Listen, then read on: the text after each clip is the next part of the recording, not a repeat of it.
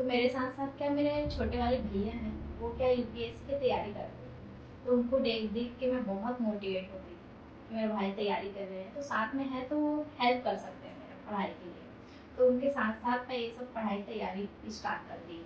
फिर करते रही, फिर उसके बाद जस्ट जस्ट उसके बाद एसआई का आया पुलिस में, तो मैं उसके लिए भी तैयारी स्टार्ट की। बट मेरा पुलिस में भी नहीं हो पाया।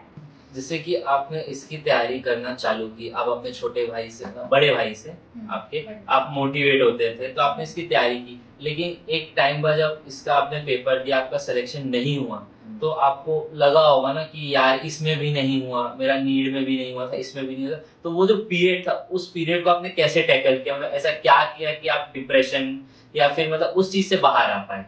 मेरा ऐसा था कि जब नहीं हो पाया, मेरा नीट का नहीं हुआ, तो फिर मैं वैसे ही बहुत ज़्यादा उदास थी कि नहीं हो पा रहा है से लेके। और फिर जब मैं एसआई का भी तैयारी कर रही थी, तो मेरे छोटे वाले जो भैया हैं वो पूरे मेरे लिए हेल्प करते थे। सुबह दौड़ने जाना है, कैसे रहना है, क्या खाना पीना है, सब चीज़ें वो ध्यान देते थे मेरा, और मेरे बहुत हेल्प की है छोटे। तो उनके साथ क्या मैं तैयारी मतलब करते गई बट उसमें भी नहीं हो पाया। मेरा ऐसा था कि 6-7 नंबर से मैक्सिमम चूक गई। तो उसके बाद मैं बहुत ज़्यादा रोई, और घरवाले भी बहुत चिल्लाए कि और पढ़ना था बट नहीं पढ़े ऐसे-ऐसे। तो फिर मैं सोची कि इस स्ट्रेस को थोड़ा दूर किया जाए ऐसे करके। मैं कभी हार नहीं मानती हूँ। आगे बढ़ना मेरा हमेशा है कि कुछ दिन रोना रहेगा, स्ट्रेस में रहोगे, फिर उसके बाद फिर काम में लग जाती हूँ, ऐसा है। तो मेरे को लगा कि एक दिन मेरे भैया जो भागवत गीता का वो लाए, बुक लाए पढ़ने के लिए। तो वो बोले कि मैं पढ़ूँगा, ऐसे है कि वो रख दी, क्योंकि वो यूपीएससी का तैयारी कर रहे थे, तो वो खुद भी पढ़ाई करते थे सभी चीज़ का। तो वो ला के रखे थे अपने पास, तो मैं सोची। नमस्कार दोस्तों, welcome back to share with shares. Hope आप सब मस्त हो और लाइफ में कुछ नया सीख के ग्रो कर रहे हो। आज जो शख्स हमारे पॉडकास्ट में हमसे जुड़ने जा रहा है, उन्होंने एक सपना देखा था वर्दी पहनने का। पर हर सपना पूरा हो ये जरूरी तो नहीं, वैसी उनके साथ हुआ। उन्होंने सपना देखा था वर्दी पहनने का, पर उनकी किस्मत ने उन्हें कहीं और ले जाके खड़े कर दिया। और उनका रियल नाम अलग है, रील नाम अलग है। तो आज इस पॉडकास्ट में हम जानेंगे उनके इस सफर के बारे में। तो चलिए मिलते हैं हमारी आज की गेस्ट कविता बोस जी से।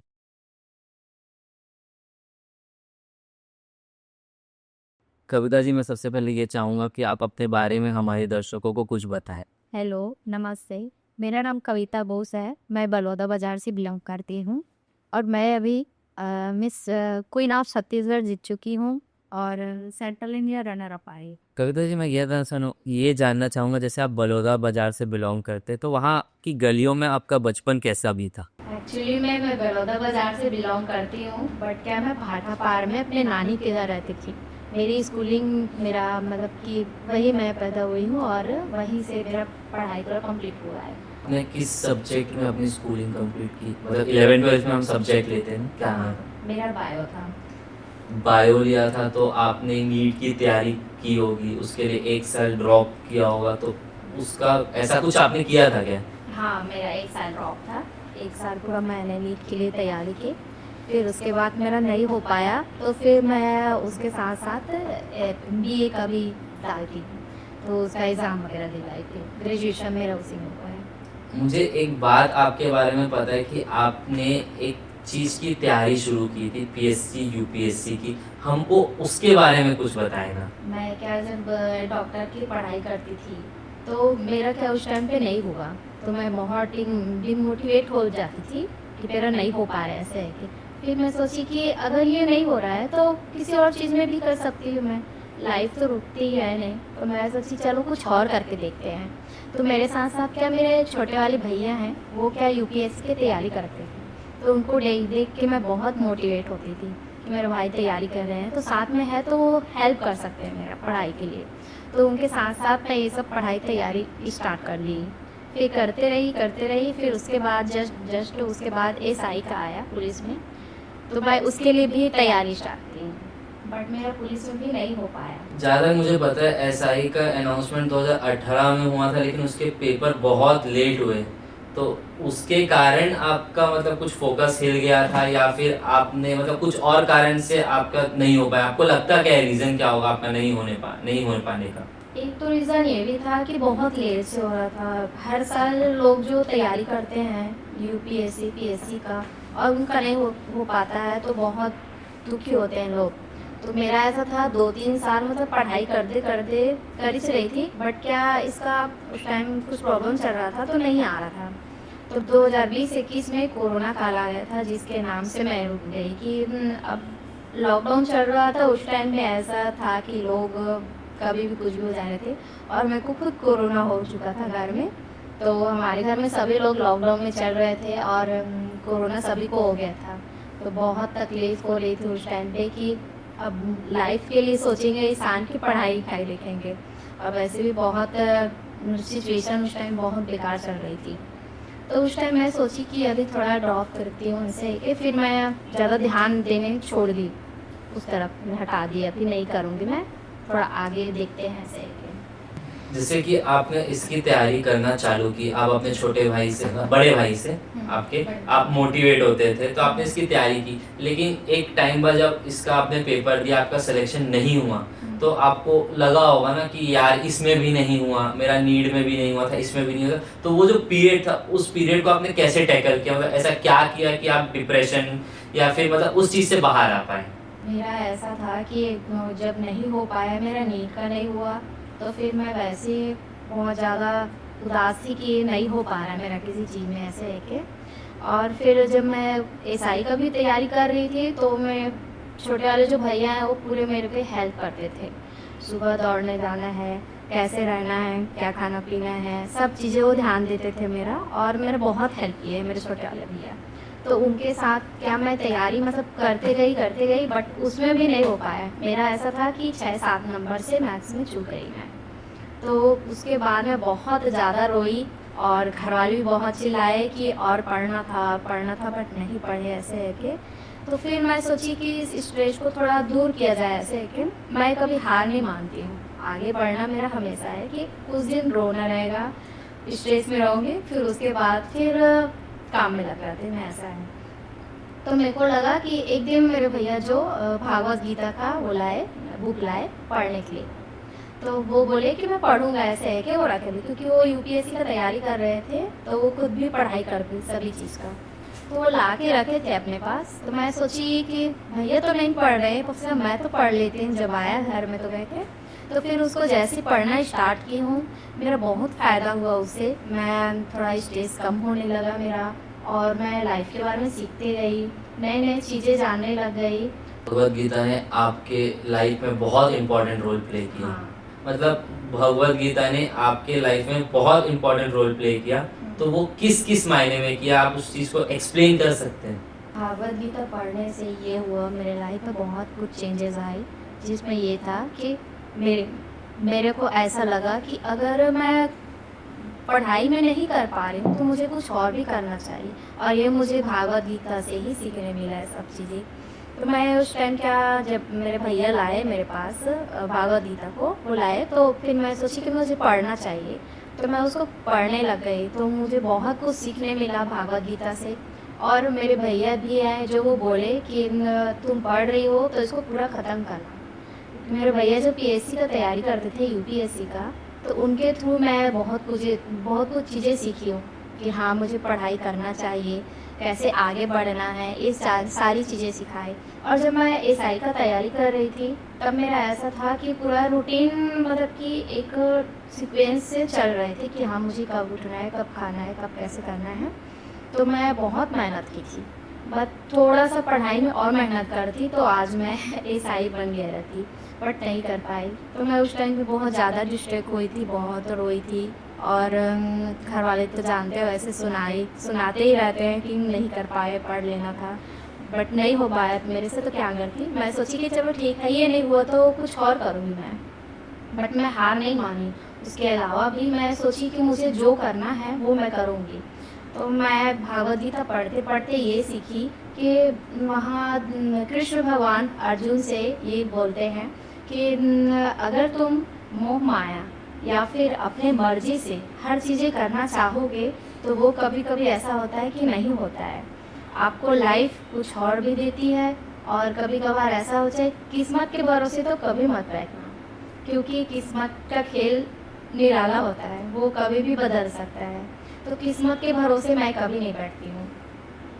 आपने एक ऐसी फील्ड चुनी जो मोस्टली घर वाले पसंद नहीं करते, और आपने जिस हिसाब से बताया मुझे तो लगता है आपके घर वाले और पसंद नहीं करते होंगे, क्योंकि वो चाहते थे कि आप पढ़ाई लिखाई करके कुछ बने, लेकिन आपने छत्तीसगढ़ी फिल्म इंडस्ट्री में आने का सोचा, मॉडलिंग करने का सोचा।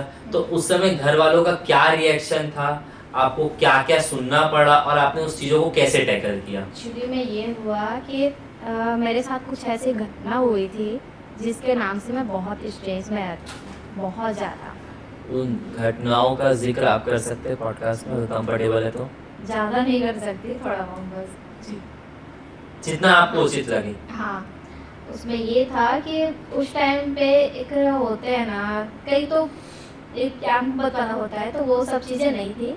मेरे लाइफ में कुछ ऐसी हुई थी, मतलब फैमिली के ही रिलेटेड था पूरा, उसको मैं पूरा बोल नहीं सकती हूँ। बट क्या उस टाइम पे मैं बहुत स्ट्रेस होती थी। ऐसा होता है ना कि आपको एक साथ की ज़रूरत पड़ती है, जी। बहुत ज़्यादा स्ट्रेस रहना, रोना, टेंशन में तो कुछ भी करना।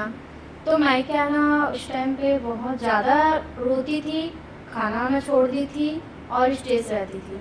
तो मैं सोची कि और क्या करूँ, क्या नहीं करूँ, मेरे को किसी का साथ नहीं मिल रहा था। जी।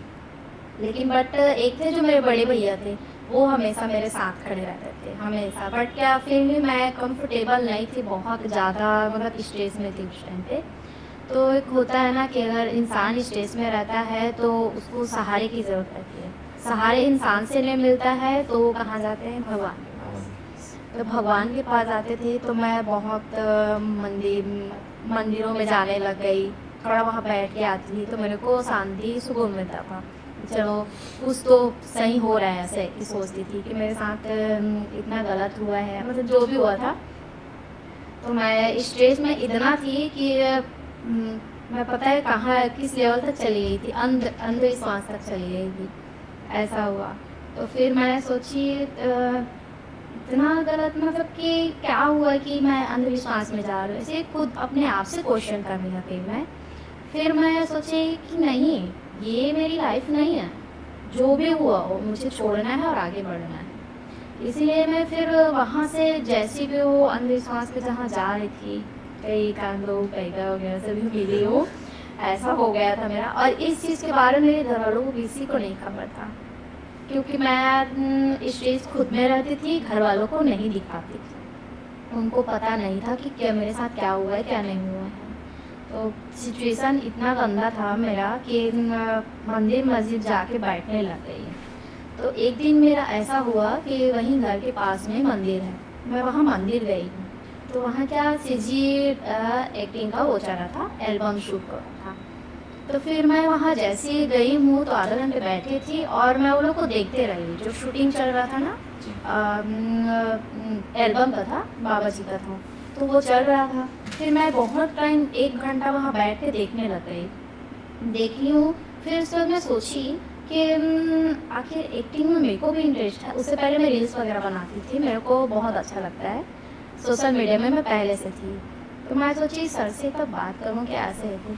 फिर मैं वहाँ गई और एक कैमरामैन थे, उनसे जाके मैं बोली कि सर क्या आप लोग भी मतलब कि कैसे चूज करते हैं एक्टिंग के लिए लोगों को, तो आप मुझे मौका दे सकते हो क्या, ऐसे है कि मैं सर से जाके बात की हूँ।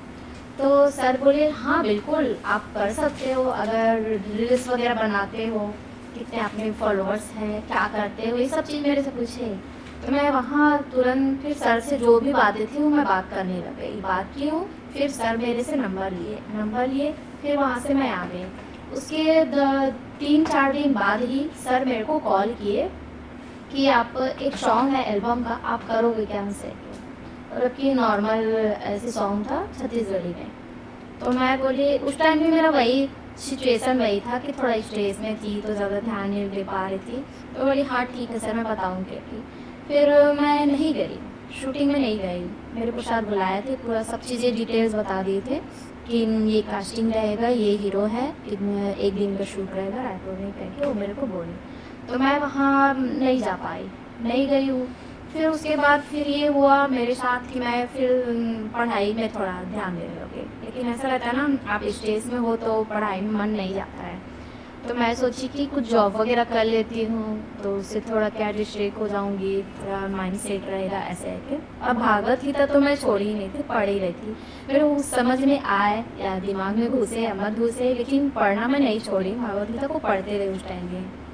तो जैसे पढ़ी हूँ तो फिर मुझे लगा कि उससे सीखते गई कि हाँ मेरे को आगे बढ़ना ही है, आगे बढ़ना है। तो फिर एक दिन फिर सर मेरे को कॉल किए, तो वो बोले मूवी का शूटिंग है, मतलब कि सॉन्ग है जिसमें आपको शूट करूँ, एक्टिंग करना रहेगा, तो आओगे क्या? ऐसे गाना का सॉन्ग। मैं बोली ठीक है सर आ जाऊँगी ऐसे है कि। तो फिर उस दिन ऐसा हुआ कि मैं अपने मम्मी पापा से पूछी कि एल्बम का शूट है मम्मी, तो जाऊँ ऐसे है कि। तो वो बोली कि क्यों जाना है, ये सब चीज़ों में क्या करना है, ये सब चीज़ें सही नहीं है, तो क्यों जाओगे आप, ऐसे ही बोले मेरे को। तो मैं बोली मम्मी इनको जाके तो देखती हूँ मैं, जब तक कुछ चीज़ करोगे नहीं आप तो आपको कैसे पता चलेगा कि क्या होता है क्या नहीं होता है। तो फिर मैं गई, फिर मैं अपने भाई से पूछी, तो वो बोले कि ठीक है ना, तेरे को जो सही लगे वो तू कर, मैं साथ दूँगा, जाऊँगा ऐसे है कि। तो मेरे भाभी हुई थी, भैया भाभी दोनों साथ मेरे गए थे वो शूट पूरा देखे। तो जैसे शूटिंग मतलब कि उस टाइम शूटिंग की यही नया रायपुर में हुआ था, और मेरी फर्स्ट कमाई वही 3000 मेरे को मिला था। तो मैं बहुत खुश हुई और वो पैसा को मेरे भैया भाभी को दी कि मैं आप रखो, ये मेरी पहली कमाई है करके। बट वो लोग नहीं रखे, मेरे को दे दिए कि आप रखो, आपकी कमाई है ऐसे है। फिर वहाँ से मेरी जर्नी स्टार्ट हुई। फिर उसके बाद शूटिंग में जाओगे तो आप 4 लोगों से मिलोगे, तो वहाँ क्या मेरे फ्रेंड्स मिले 3-4 लोग जिनसे बात होने लग गई।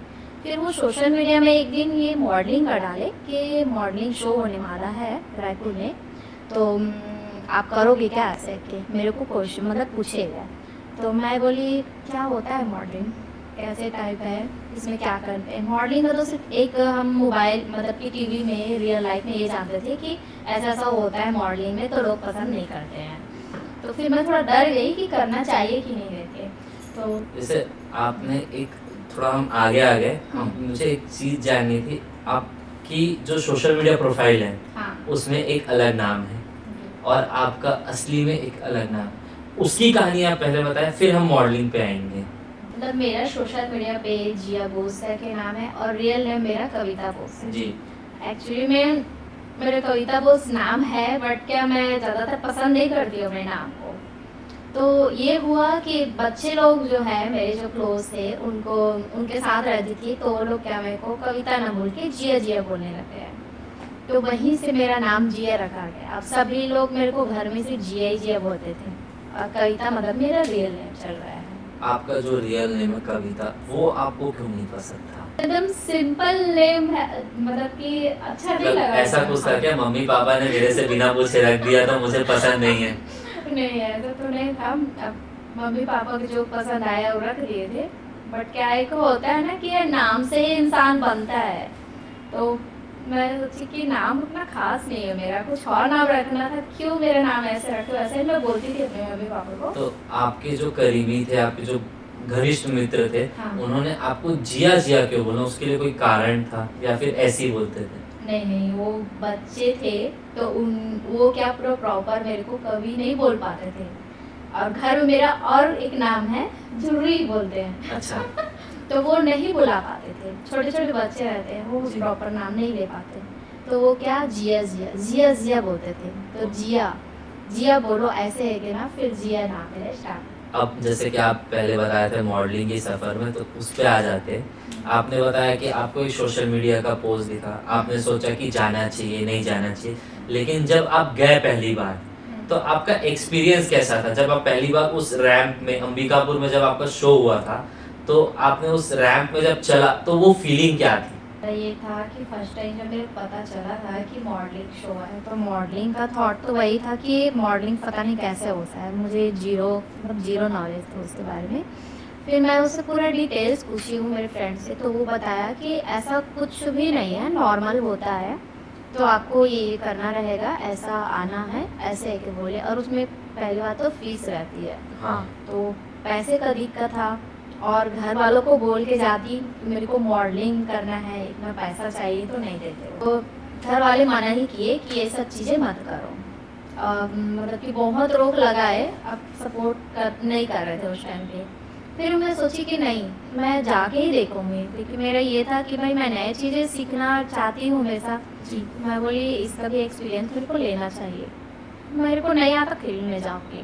फिर मैं गई अपने दोस्तों से पूरा सभी डिटेल्स पूछी, तो वो लोग बताए कि ऐसा ऐसा करना है आपको, कोई दिक्कत नहीं है, हम पूरे हेल्प करेंगे ऐसे के। और उस टाइम पे मेरे फ्रेंड लोग पूरे हेल्प किए थे। बट ये था कि स्ट्रगल मेरे को अकेले करना पड़ा था। उस टाइम पे मेरे को कुछ भी नॉलेज नहीं था, कैसे पहनना है, कैसे वॉक करना है, क्या लेना चाहिए, क्या बोलना है हमको। बहुत मतलब कि डिफ़िकल्ट था वहाँ भी। फिर मैं मतलब कि वैसे तो वहाँ जीती नहीं हूँ मैं, बट मेरे को थोड़ा एक्सपीरियंस ये हुआ कि मॉडलिंग हो गई। सीखे हो ना आप? हाँ, सीखने मिला।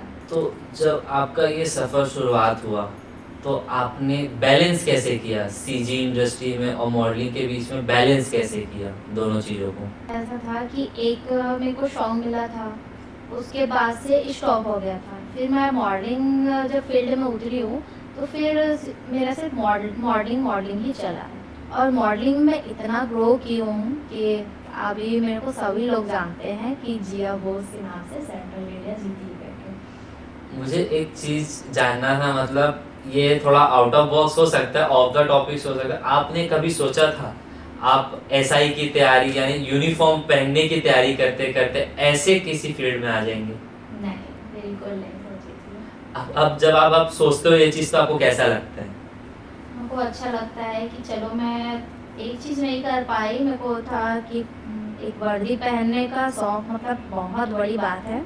लोगों को इतना मेहनत करना पड़ता है, और वो मेहनत मैं भी की थी, बट थोड़ा बहुत मेरे से चूक हो सकती है या फिर किस्मत का साथ बोल सकते हो।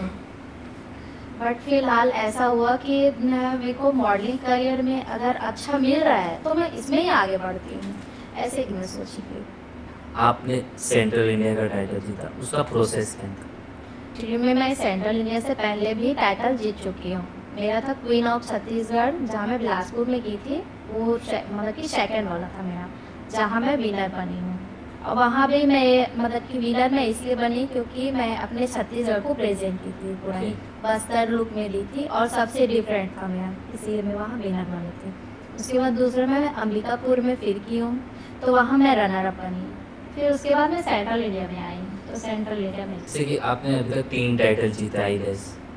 इससे पहले जब आप शो में गई थी जहां आप हार फेस किए थे, वहां से लेकर जीत तक का जो सफर है आपका, वो उसमें आपने ऐसा क्या इम्प्रूवमेंट किया कि आप जीते? मतलब कुछ तो आपने देखा होगा और काम किया होगा ना? पहले में ये था कि मेरे में कॉन्फिडेंस नहीं था, क्योंकि फर्स्ट टाइम है तो उतना नॉलेज नहीं था मेरे को। और फिर जब सेकंड में गई हूँ, तब मुझे ये पता था कि मेरे को सबसे डिफरेंट करना है। लोग तो कॉमन चीज़ें सभी करते हैं, मेरे को कुछ अलग करना है। तो वहाँ क्या सीजी लुक का ही मतलब कि वो था, बट सीजी लुक में नॉर्मल जो पहनते हैं वही पहने, अधिकतर सभी लोग पूरा वही पहनते। बट मैं क्या बस्तर लुक में पूरा डिफरेंट लुक की थी, जिसकी वजह से मैं वहाँ का जीती थी मेरा टाइटल। आपको ख्याल कैसे आया कि आपको ये लुक करना चाहिए? मेरा ये था कि मैं सोशल मीडिया में बहुत एक्टिव रहती हूँ, तो फर्स्ट टाइम से ऐसे नॉलेज हो गया था कि मॉडलिंग फील्ड ऐसा है कि आप कुछ अलग करो, यूनिक करो, आउट ऑफ द बॉक्स। हाँ, पहली चीज़ तो कॉन्फिडेंस वॉक होती है, और दूसरी चीज़ कि आप लोगों से कितना डिफरेंट कर रहे हो, ये चीज़ें मायने रखता है। तो मैं सोची कि मुझे कुछ अलग करना चाहिए, तो मैं ऐसे 2-3 लोगों को देखते रही सोशल मीडिया पे, फिर वो सबको कॉमन एक करके मैं वो लुक तैयार की थी। आपने कॉपी नहीं किया, आपने हर जगह से इंस्पिरेशन लिया, उसको क्रिएट किया। जी। आपने टाइटल जीता, आप टाइटल नहीं भी जीते, आप टाइटल जीते भी। उसके बाद आपके लाइफ में जो रियल लाइफ आप जी रहे हैं, उसमें क्या क्या चेंज आपने महसूस किए और आपको कैसा लगा? जी का जीतने के बाद मेरा ये हुआ कि लोग मुझे जानने लग गए, और दूसरी चीज़ जो घर वाले मेरे को मना करते थे वो थोड़ा शांत हो गए, बोलना कि नहीं ठीक है, बच्ची कुछ तो कर रही है तो करने दो उसको, आगे बढ़ने दो। फिर वो लोग भी थोड़ा मेरा साथ देने लग गए, तो मैं और भी शो में जाने लग गई, तो फिर सेंट्रल एरिया आज मैं विन हूँ। आपने इतने शोज में पार्ट लिए, आप हारे जीते, आपका एक्सपीरियंस आपने गेन किया वहाँ से, तो अब जो मॉडल्स अब आने वाले हैं, मतलब जो नया शुरुआत करना है, उनको आप कुछ एडवाइस देना चाहेंगे, तो सबसे पहले आपकी एडवाइस क्या होगी जो मॉडलिंग फील्ड में आने वाले हैं? पहली चीज़ तो ये रहेगी कि आप लोगों से कुछ अलग सोचो। मॉडलिंग फील्ड में सबसे ज़्यादा मायने यही रखता है।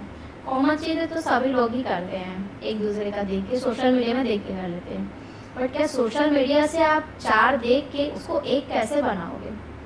क्योंकि भाई यहाँ ऐसा है कि कॉमन जो लोग करते हैं तो उसको क्या लोग इग्नोर करते हैं कि वही चीज़ें कर रहे हैं। कुछ अलग करना है, यूनिक। और मॉडलिंग फील्ड में अभी फ़िलहाल में ऐसा है कि पैसे के बिना कुछ नहीं होता है। जी। दूसरी चीज़ है कि आपका कॉन्फिडेंस देखते हैं, आप कैसे बात कर रहे हो, कैसे वॉक कर रहे हो, और जो 4 है उनसे आप कितने डिफरेंट। आपने अभी एक शब्द का इस्तेमाल किया कि पैसे के बिना कुछ नहीं होता। जी।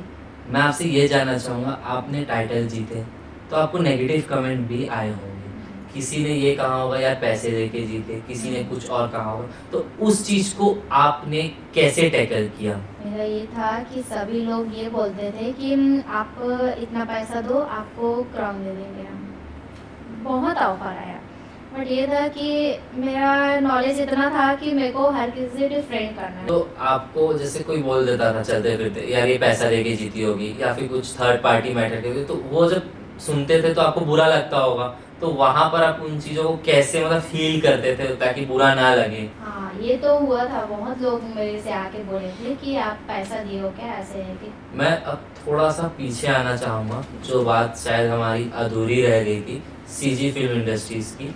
आपने कहा कि आपको एक एल्बम मिला, उसके बाद पॉज लग गया, उसके बाद वापस कैसे काम मिलना चालू हुआ, और कितना काम अब तक आपको मिल चुका है? मेरा ऐसा था कि जब मैं फर्स्ट टाइम की थी, उसके बाद मैं मॉडलिंग फील्ड में आई, तो मॉडलिंग फील्ड में ग्रो करने लग गई। तो यहाँ मॉडलिंग फील्ड में भी बहुत सारे इंडस्ट्री के लोग आते हैं, तो उनसे क्या मिली हूँ, जितने भी फेमस लोग हैं सबसे, तो वो लोग क्या मुझे जानने लग गए कि हाँ एक्टिंग भी करते हैं लड़की, ऐसा है कि।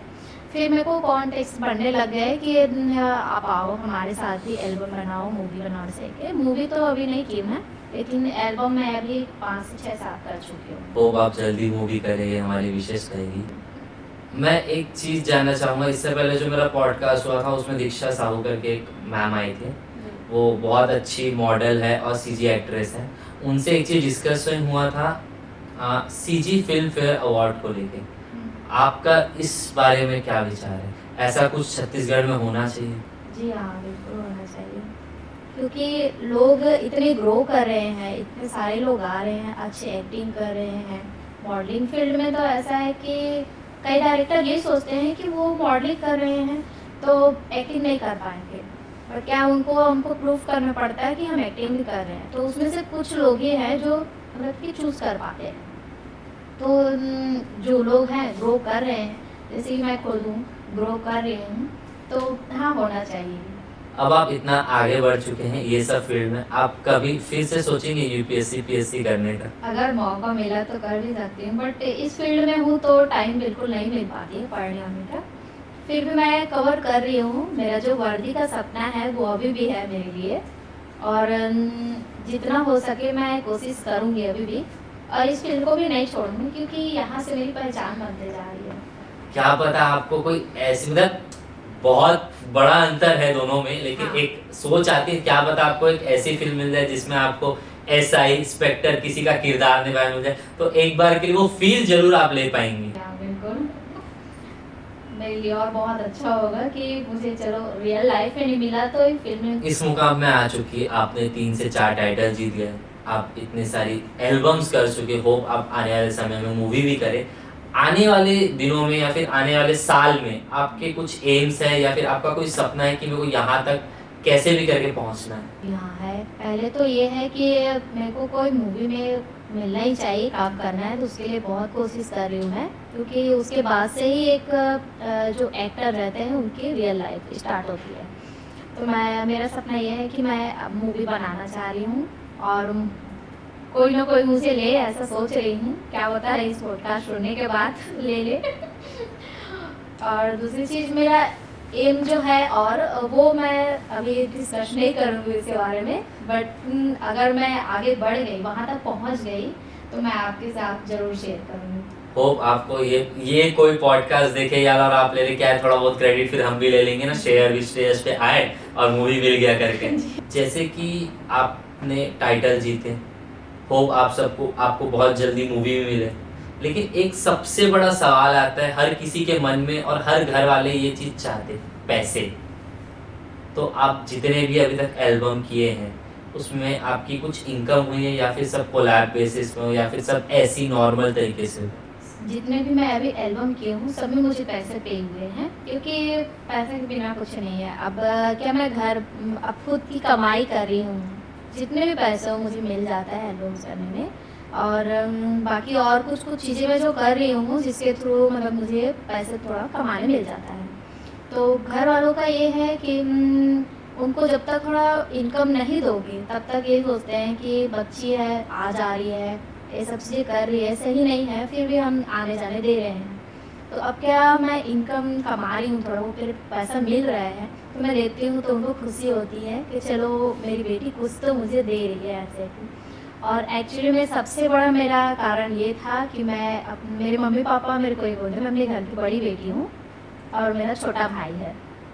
तो मेरी मम्मी पापा मुझे ये बोलते थे कि अगर तुम बेटे होते तो आज हमें कमा के खिलाते। तो मैं वही चीज़ मतलब कि मेरे दिल में बसा है कि मुझे मेरे घर मतलब मेरे मम्मी पापा का बेटा बनना है। जैसे कि अभी तक आपको कोई भी मूवीज़ नहीं मिली है, अगर कोई मूवी मिलती है तो ऐसे आप तो कर लोगे क्योंकि स्टार्टिंग है, लेकिन फिर भी अगर एक इच्छा रहती है यार ये रोल मिलना चाहिए, तो आपकी क्या रहेगी वो इच्छा? तो यही है कि मैं मेन रोल करूँ जो हीरोइन का है, मेन एक्टर का, और मिलेगा तो बहुत अच्छी बात है। किस टाइप का, जैसे हॉरर, रोमांटिक, कॉमेडी, किस टाइप के पोर्ट्रेट में सबसे पहले आप जाना चाहेंगे? को हॉरर बहुत पसंद है, हॉरर मूवी बहुत देखती हूँ, तो मैं वो करना चाहती हूँ। दूसरी एक्शन में और मतलब कि ये जो पुलिस का है मेरा वर्दी का, तो मैं चाहती हूँ कुछ ऐसा ही मिले मुझे रोल। जैसे कि आपने अपना करियर बहुत स्विच किया है, कभी आप ये करती थी, कभी आप वो करने लगी,